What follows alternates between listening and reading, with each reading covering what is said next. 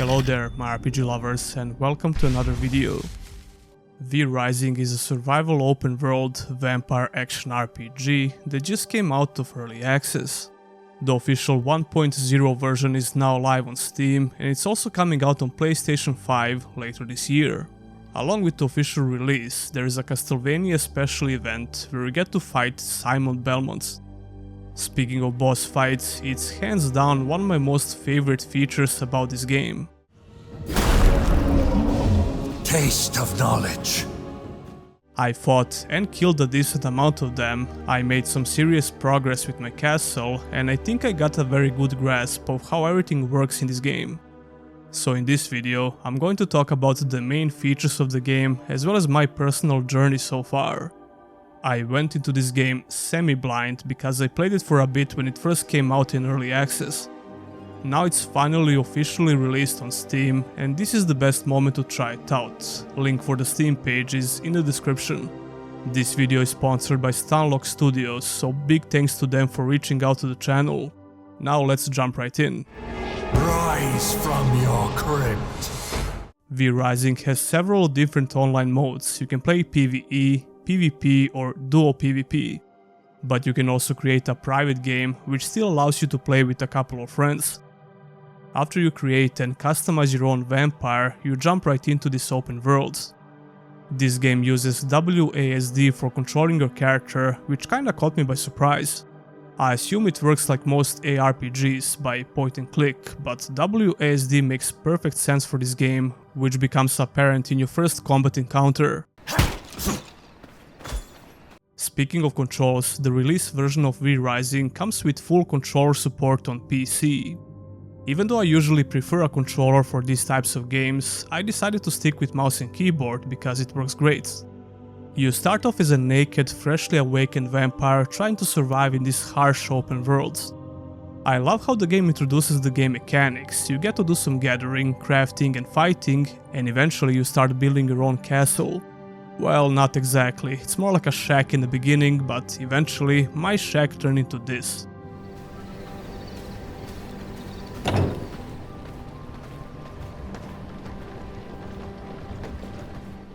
There's a lot of work to do before you get your cool vampire castle and servants. To put it simply, you explore the open world, gather materials for crafting, fight bosses to unlock new technology, and improve the castle and the vampire as much as possible. Obviously, being a vampire in this game is a huge deal, so let's talk about that first.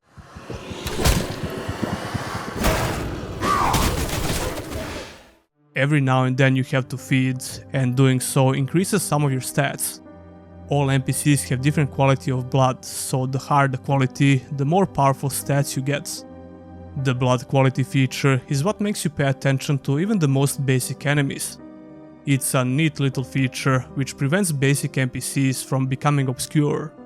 It can be hard to try and feed in the middle of a big fight, but sometimes I had to do it because my blood levels were getting really low.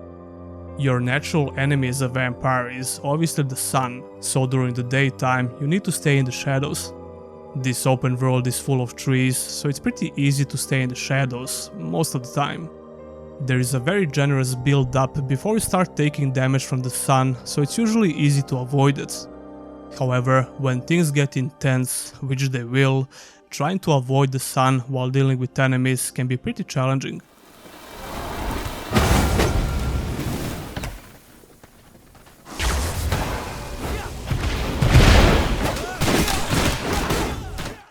Speaking about challenge, I played on normal difficulty, which is the default option in the game. You can reduce it to easy or bump it up to hard, but according to the game it's only recommended to veteran players. I usually ignore those warnings and play everything on hard, but I'm glad I kept the difficulty to normal. It certainly doesn't lack the challenge. Although you have a lot of flexibility here and you can tweak specific options if you want. But even the normal difficulty can be pretty challenging, especially if you try to fight some higher level enemies early on. You don't actually level up in this game, it's all about the gear level, and the bosses have minimal gear requirements. I kinda ignored that in the beginning and tried to kill everyone I see on the map, which is a mistake. However, I managed to kill Lydia the Chaos Archer while being almost 20 gear levels below what's recommended.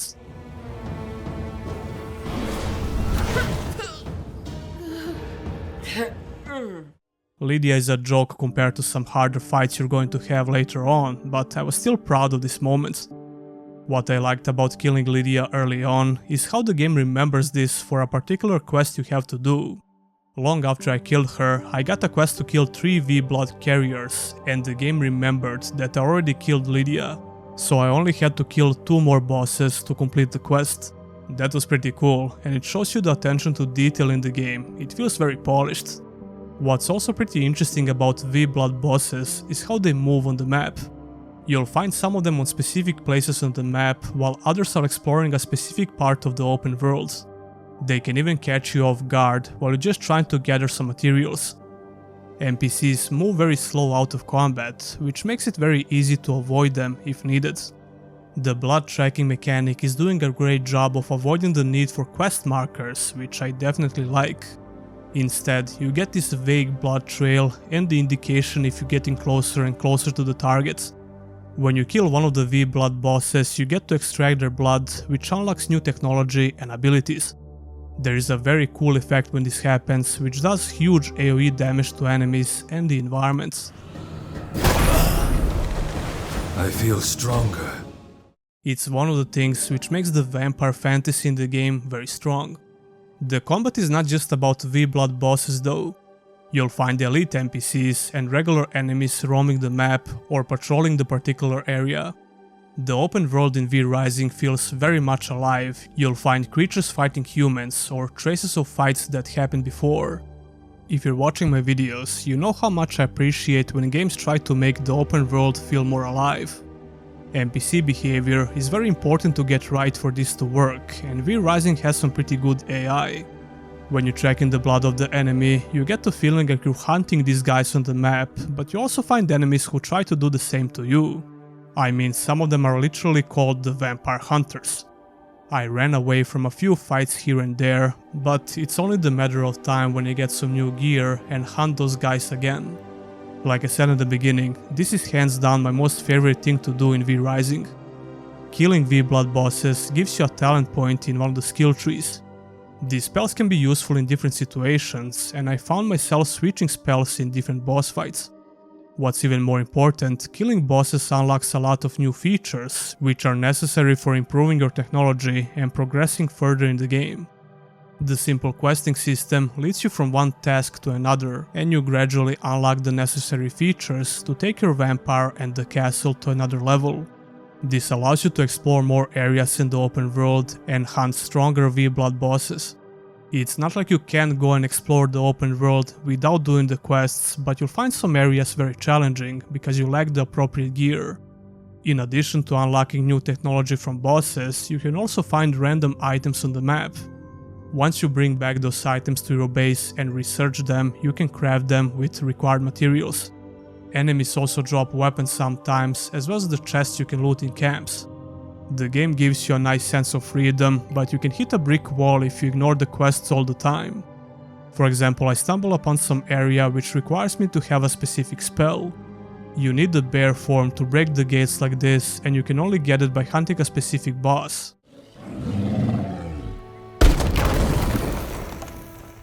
Speaking of transformation spells, the very first boss you can kill is a wolf, and you get the spell to transform into one. This is super useful for traversing the map because it's much faster to move around like this, and wolves won't attack you. While the questing system is very simple, completing the required quests can be harder than it seems. For example, when the game requires building a certain item in the base, you usually need a couple of different things for the said item. This means that you have to get out there and try doing some more exploration and killing in order to get what you need. While you're doing that, you can put your machines to work, like making leather, stone, planks, and so on. All of that requires time, and the game basically encourages you to go and explore the open world in the meantime. It feels like a great gameplay loop which works really well. Or you can just chill in the castle, make more things, or redesign the whole place if you want to. If you're into housing system in games, I think you're going to love what V Rising has to offer. To be honest, I'm never that creative when it comes to this, I just try to make it as convenient as possible. Gathering materials in the game is extremely simple, you basically just hit things with your weapons. But the game certainly doesn't lack the depth, it's pretty complex when you think about all of the systems. The way it's presented to the player is very intuitive, so you shouldn't have issues with figuring things out without a guide. There are some very big and almost game-changing features that you get to unlock by building more things in your base. For example, being able to teleport on the map or change the location of your entire base. Unlocking servants is another big feature, which makes your life as a vampire a little bit less lonely. But like I said in the beginning, you can play online with friends as well, or even PvP. Even some small things related to building a base can make the sense of progression stronger. For example, until you're able to build proper walls around the whole base, you don't have a roof. Which means that you can get sunburns in your own base during the day until you finally make a proper castle. It feels amazing when you finally manage to do it, and like I said, it adds to the feeling of progression, which is already very strong in the game by default. In fact, the progression system in V Rising can put to shame a lot of RPGs, and that kinda pisses me off, to be honest. I guess I should start playing more survival games, because this kind of progression system is exactly what I'm looking for in most RPGs. To sum it up, I had a ton of fun with the game so far. If you want to try out V Rising and support my channel at the same time, use the link in the description or the pinned comment to buy the game on Steam. It's also coming out on PlayStation 5 later this year. And the Castlevania event where you get to fight Simon Belmont is officially live. Tell me, did you play V Rising before, and what's your opinion about it? Leave a comment down below. Be sure to subscribe if you enjoyed the video. You can also support me by becoming a YouTube member or a Patreon. Huge thanks to all of my current supporters, and I'll see you in the next one.